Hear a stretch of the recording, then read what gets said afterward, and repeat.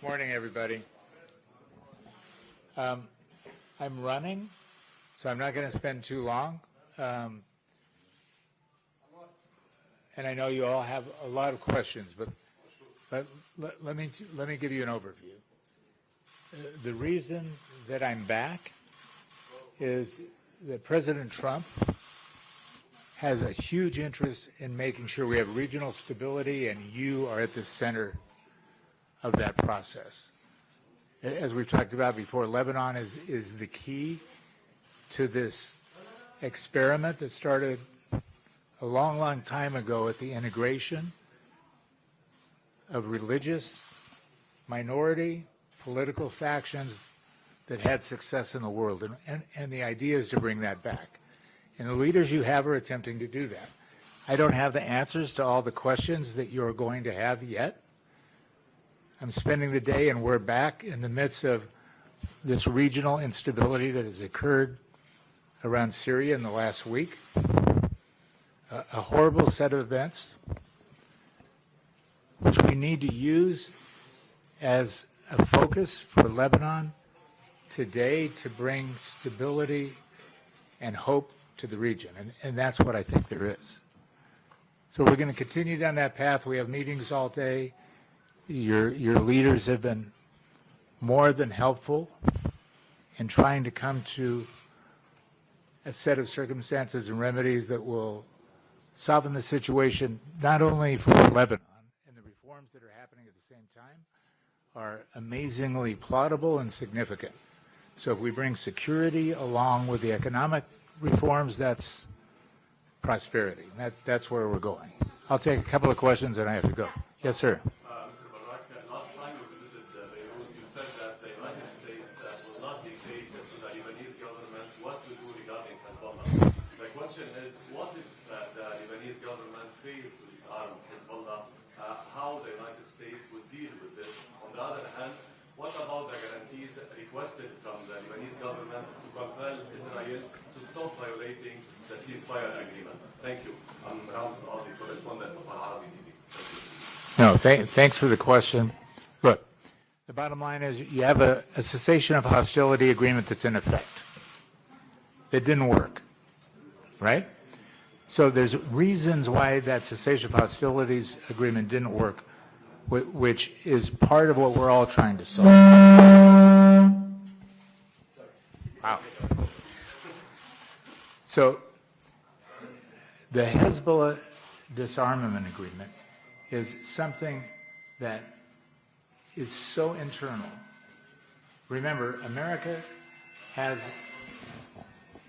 Hezbollah as a foreign terrorist organization.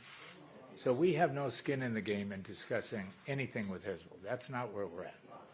We're discussing with the nation state, your government, how we can help. So when we say what happens to the U.S. if this doesn't happen is disappointment. There's no consequence. It's disappointment.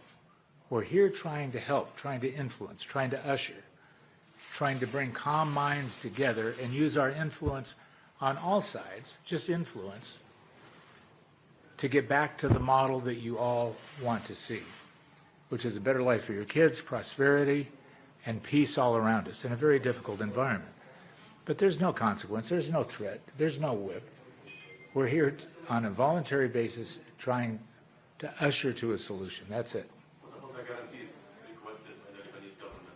I don't know what guarantees you're talking about. Compel Israel to stop violating the ceasefire agreement. Well, we can't compel Israel to do anything, can we? That's not, America is not here to compel Israel to do anything. We're here to use our influence to bring calm minds together to come to a conclusion. The U.S. has no business in trying to compel Israel to do anything. We're here, as I said 100 times, to help you come to a conclusion with your neighbors, and it's not just Israel. There's other conditions and components, and it's up to you. It's up to the government. It's up to all of you when you're fed up with, tribal rivalries. When everybody is finally come to the conclusion that there has to be a better understanding with your neighbors as to how you live. America can only influence. We're not going to have more boots on the ground in an adversarial nature anywhere. We're just not going to do it. Yes, sir. If the Lebanese government does not enforce Hezbollah and all its weapons, do you have any plans, the United States, they have any plans to impose some sanctions against the Lebanese officials? Look, that's way outside of the scope of anything we're thinking at the time. The sanctions against Lebanese officials and the way sanctions are levied is a very complicated matter. It's always something that's available. It's not within the scope of anything we're thinking at the moment. What we're trying to do is to bring peace and tranquility to the process, not add more logs on a fire. What is That's it? right. Excuse me, Mr. Barrack. Some have story of two documents. One reportedly received from President Aoun, and another from the Speaker of Parliament, containing Hezbollah remarks. How accurate is this information? I have not seen one Hezbollah remark, but I'm sure that for me it wasn't a welcome wagon. What's the Barrack? What's the Barrack? Yes. AFP, AFP, Lebanon and Syria correspondent. So I asked about Syria. Since everybody asked about Lebanon, how does Washington view the developments in southern Syria? I'm sorry, I can't hear you. Could you speak into maybe the mic? How does Washington view the developments in southern Syria? And are these developments affecting the trust that the Trump administration has placed in Syria's new authorities, especially when it comes to protecting minorities and controlling the overall security situation in the country?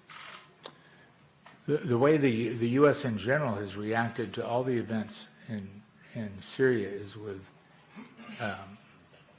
unbelievable concern, pain, empathy, aid, and a realization that in these young, nascent governing entities that are trying to be inclusive of minorities, how important the process of that inclusion and communication is, and the coordination of that with its neighbor, which is Israel. So the pushing together of all of these pieces, remembering you've had 15 years of atrocities going on before this government took place. So what happens is people are unsure. It's not the situation in Lebanon. You have an existing government that people may have questions about, but the government has functioned, and it's functioned with its minority elements and with laugh. You have a military that's established and that people understand. You have a new government in Syria that's been in existence for 7 months. You have existing minorities and tribes that have lived most of their children's lives in chaos in another government.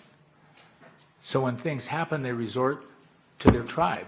It's individual, family, tribe, and then nation last.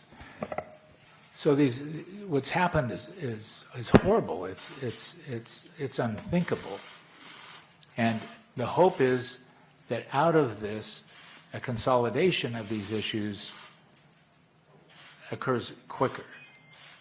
But you have a Syrian government in effect. They need to be held accountable. They also need to be given the responsibility that they're there to do. And part of these problems was a communication amongst all these entities that just did not function. I'm going to have to leave. If you want me to help, I need to leave to go to the next meeting. So thank you so much.